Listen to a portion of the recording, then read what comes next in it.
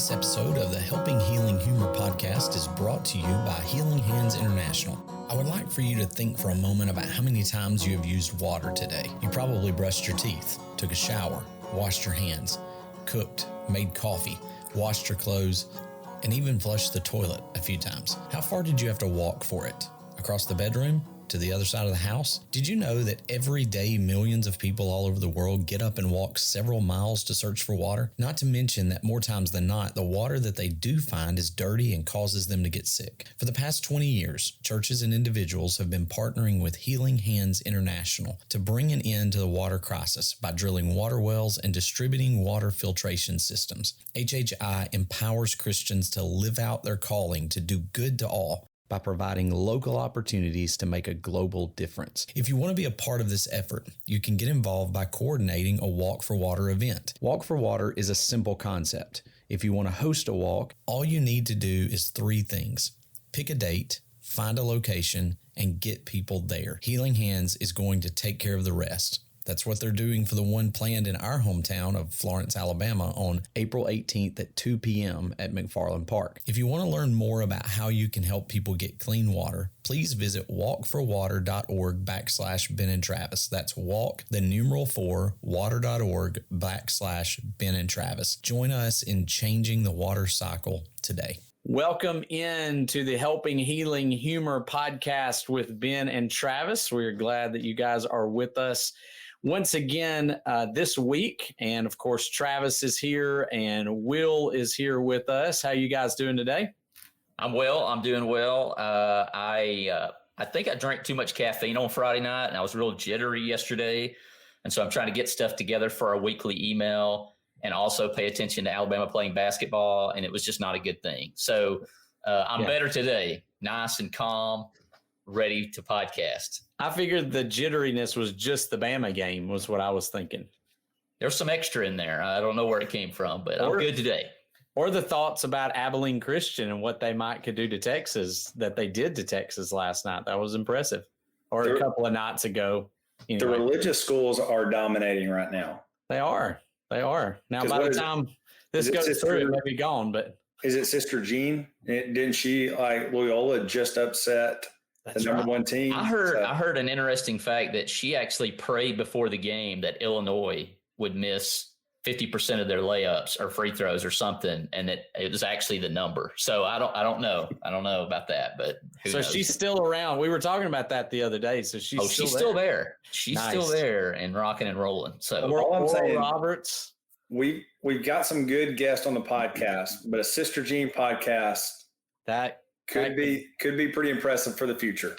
That might be amazing. So we may have to work that. So we do have some great guests with us on the podcast today. We have from Healing Hands International. I'm going to go with the ladies first. Gillian Kelly, we are glad to have you with us. How are you doing? I'm doing well. I picked Abilene Christian, so I'm pretty proud of myself here. Yes, amazing. And of course, Colton Scott is with us as well. How's it going, Colton? It's going very well. Thank you for asking. Yes, sir. Well, we are excited that you guys are here, and we want to learn a little bit more about what you guys have going on. And so have you guys on here to just tell our listeners and us a little bit about what you guys do. So first of all, I guess the first question would just simply be, tell us about Healing Hands International. So Healing Hands, we've been around about 30 years now. In fact, our 30-year anniversary is coming up. We are a faith-based initiative out of Nashville, Tennessee. Our mission is to aid, equip, and empower low-income communities all over the world, which we do through a variety of ministries. Just real briefly, I'll list them off for you. We have our clean water ministry, our food and agriculture ministry, our Women of Hope ministry. We have a project called the Magi Project, and then we have our disaster relief, which is sort of what we're probably most well known for across the country. And so that's us. Gillian, you want to add anything to that? Yeah, I mean, essentially the way we do that is to empower Christians here to help those communities around the world. So, we work with stateside churches to impact churches around the world, which is my favorite part, but I'm sure we'll get into some more of that. But yeah, that's essentially what we do. Yeah, so like programs like that and many others, I know a lot of mission groups. That's really a cool part of it, is that not everybody can travel to Haiti or to Africa or wherever else, but they can give to help, get people there to do those things. Yeah, that's right. Yeah, and we, everything that we do, as much as we can, we rely on folks who live in the places where we work, who know the people, know the culture, know the language.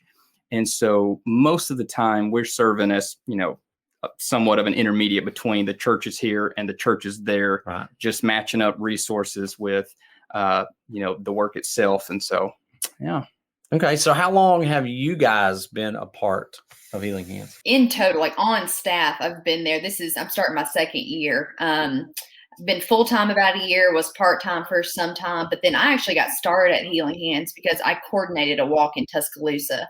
So I've been around the ministry for 5 or 6 years now. So several of those were just as a volunteer coordinator for a Walk for Water event, but I've been on staff about 2 years.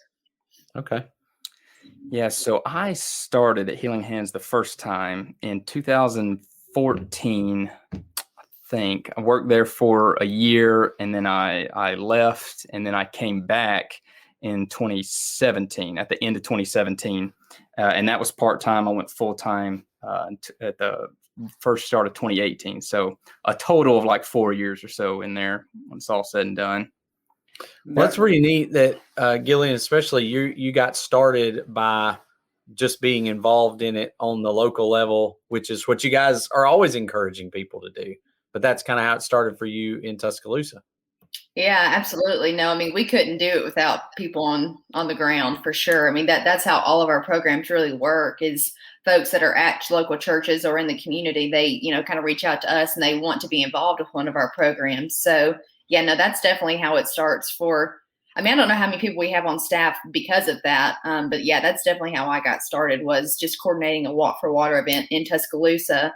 And then Colton and I kind of started working together some to, use some of the contacts I had to try to grow Walk for Water around Alabama. And so we've been, kind of working on that for a couple of years, but then I guess I just hung around long enough. They decided maybe they should pay me. So now here I am. So it was a great system while it lasted too, because Gillian would work with me, but she wasn't employed, so I got to take all the credit for everything that she did.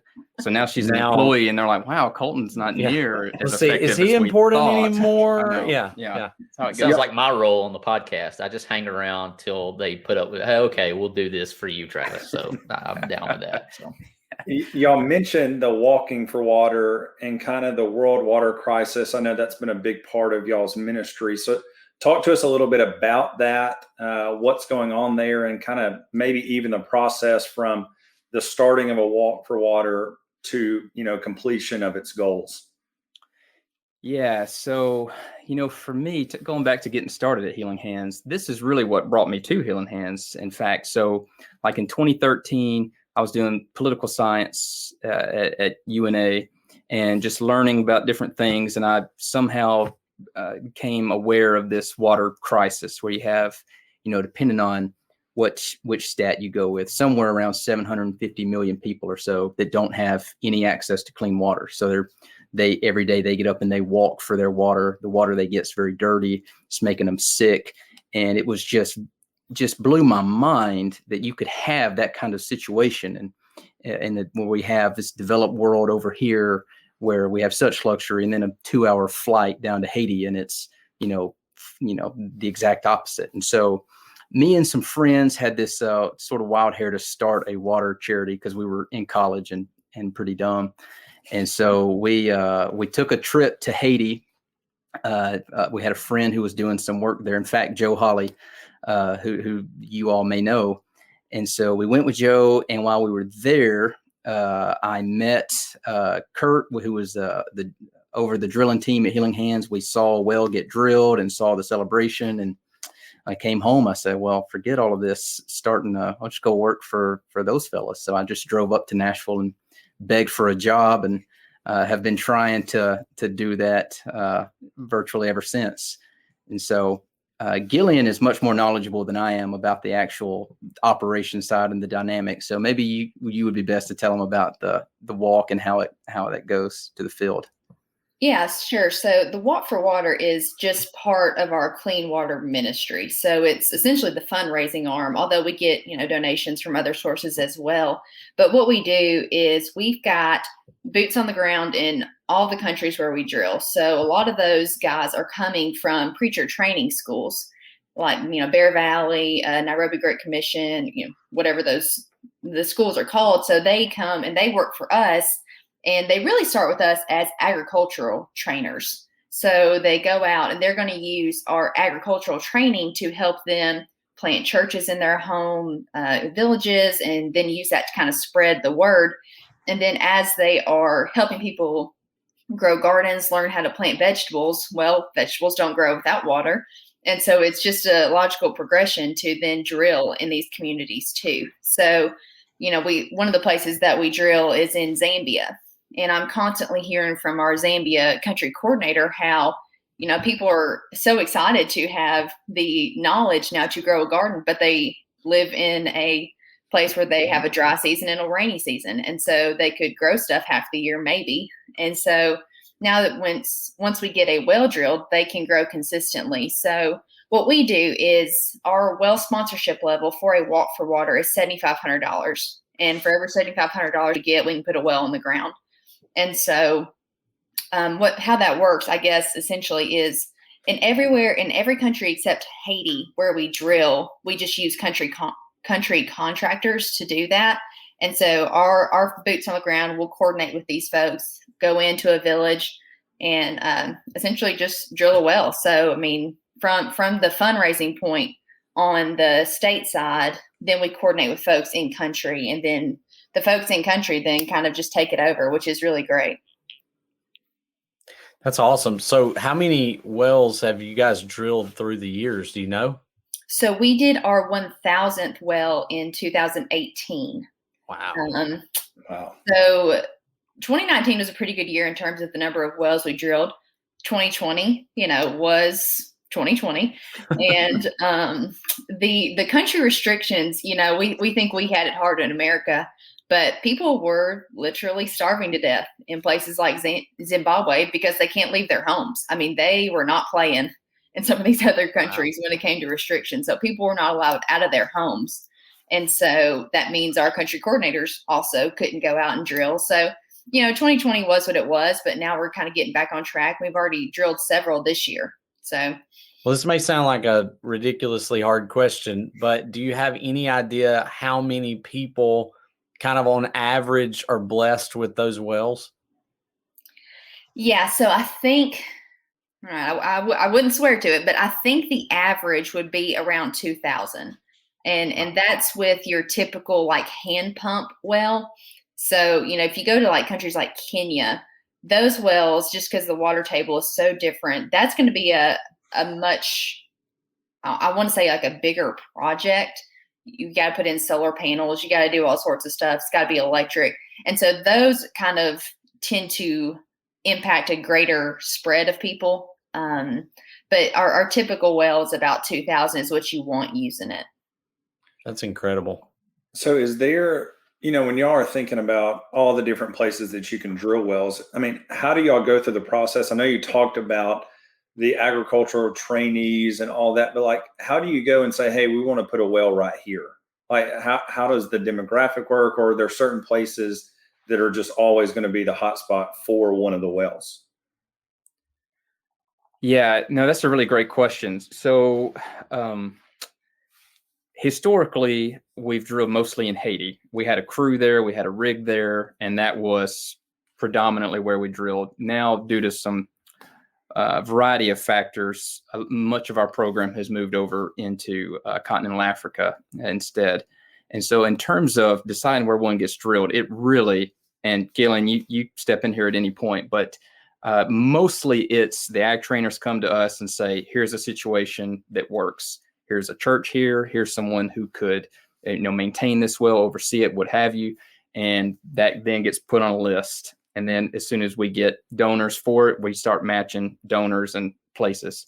There are a few situations that are unique, like, we had a relationship with a congregation in Kenya recently where they had just they had done a lot of work and had really demonstrated a willingness to sort of help those around them, and so they sort of got put on a special little list for us to make sure we got water to them. But typically, it's just matching up spots with donors, and that's kind of how it goes. Yeah. Would you like to add anything to that, Gillian, or was that close enough? Yeah, you did good. No, I would say maybe just to add, pat him on the back there, Ben. But no, just to add a little bit to that, I guess we do have some, criteria that helps our ag trainers kind of look for places. Like, it's got to be on public land. It has to benefit, it has to be for public use. We can't have Joe down the street say, hey, yeah, that a well would be great. I'm tired of walking for water. And then Joe has water all the time. So, I mean, you get situations like that, and we don't do stuff like that. So if a well can be for public use and it can be maintained by people in the community, we're pretty interested in that. One thing that when I visited down in Haiti was a lot of the wells are connected to churches, right? Right. Okay. I thought that's pretty cool that, there's always a direct connection to what y'all do physically, but also spiritually as well. And so putting those wells in specific places that help the spiritual aspect of, those people's lives is a big deal. And probably, I can't speak for your ministry, but probably just as significant of a point to help them spiritually as it is physically as well. Yeah, no, that's exactly right. Yeah, the churches, church buildings, church locations, that's always going to be, key, when we can match that up. So if there's someone if you're a church here in the States and you have some mission point, in a place where we do work, and you have some communication with, some ongoing communication with that work, and they don't have water, and you say, hey, I would like to take care of that. Well, that would be a situation where Healing Hands could potentially come in and say, all right, well, we know how to make that happen. So we do quite a bit of that. Very cool. So I was at Riverside. Our school actually does the Magi boxes every year, and that's always a big hit. Our kids love doing it, and I'd say probably on average, at least every student does one.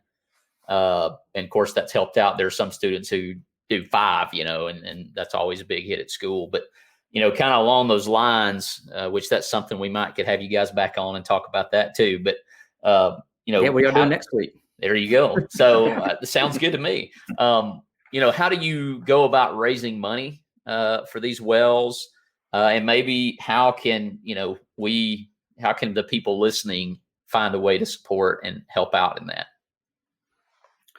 Yeah, so that's where I come in, I guess. First off, if they could just reach real quick to their checkbook, if they have one handy, start writing some numbers. The bigger, the better. Yeah, so I work on the development team for Healing Hands, so I'm involved in trying to help raise some of the funds for these things. I have found personally that the Walk for Water is really about the best way for Healing Hands to sort of introduce itself and this work into a particular area. And so just to give you, I'll just give you a specific example. So like a few years ago, we reached out to some friends down in Birmingham.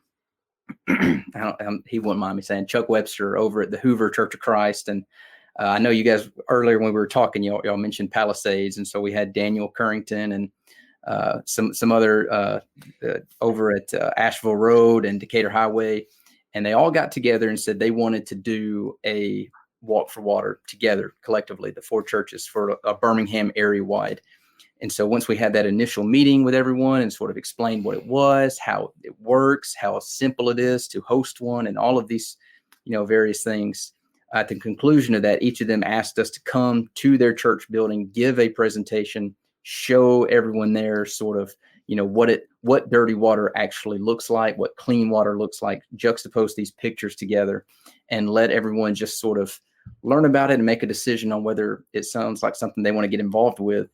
And so to me, that has been the key for the growth that I've seen since I've been here, is just getting the story in front of people, getting a platform to have conversations with folks, because the story really does tell itself. I mean, most Christians here in the States probably just aren't aware of what the situation is. And when they actually see it, most are compelled to do something, whether it be give resources, which is money, which helps a lot, to be praying for the work, to be praying for those involved, to tell someone about the work.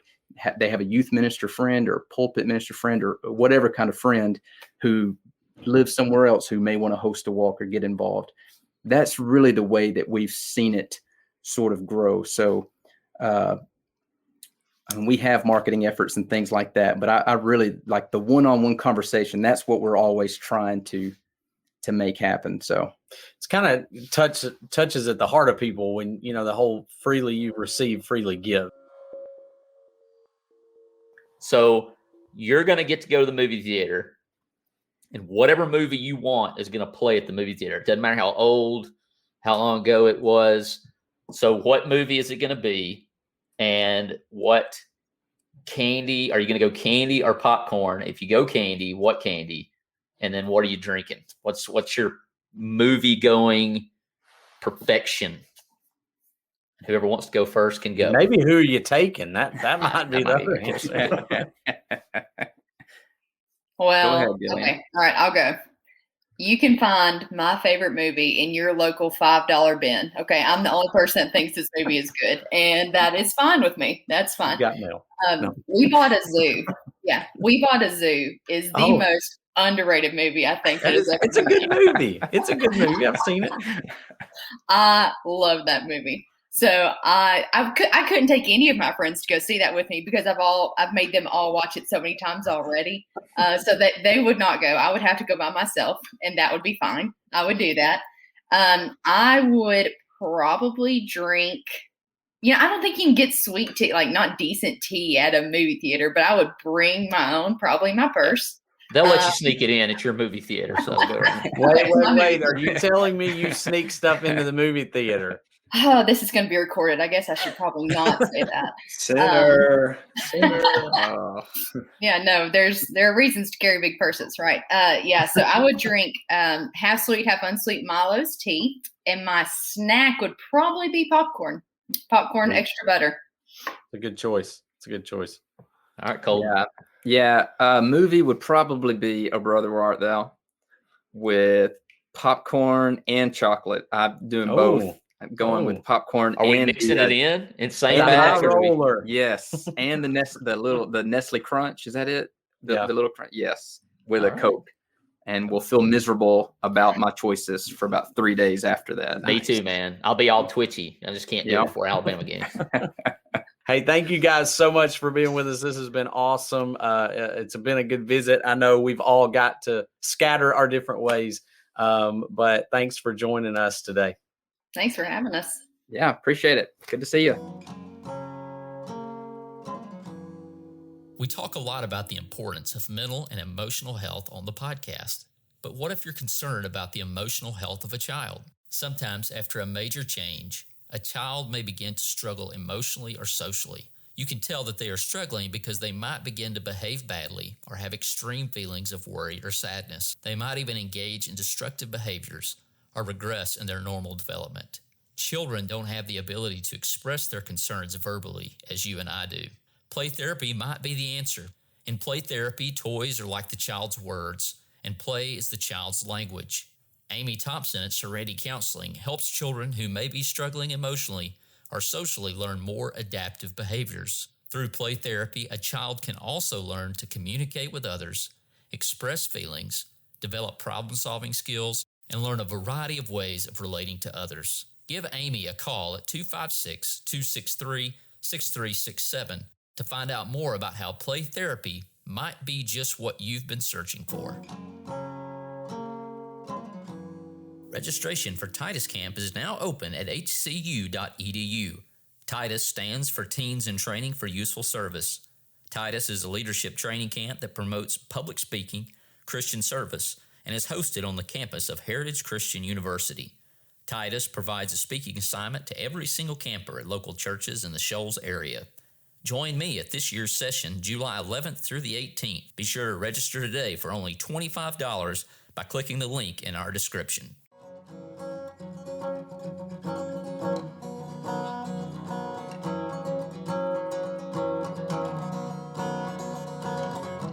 Thanks for being with us for this episode of the Helping Healing Humor podcast. Be sure to download our free ebook, 28 Days of Focused Living, at benandtravis.com and receive all of our Helping Healing and Humor extra content directly in your inbox. We look forward to having you join us at the same Ben and Travis time, same Ben and Travis channel.